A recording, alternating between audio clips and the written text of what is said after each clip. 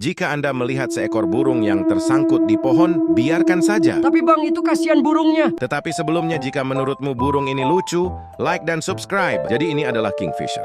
Seperti namanya, burung ini adalah raja dalam hal menangkap ikan dengan kecepatan yang tak tertandingi. Tapi apa hubungannya dengan pohon? Jadi dengan kelincahannya yang menakjubkan, burung ini terjun ke dalam air dengan mudah menyambar mangsa. Namun kecepatan yang luar biasa ini juga kadang-kadang membuat kingfisher berada dalam situasi yang genting dan membuatnya terjebak dan tidak dapat membebaskan diri. Jadi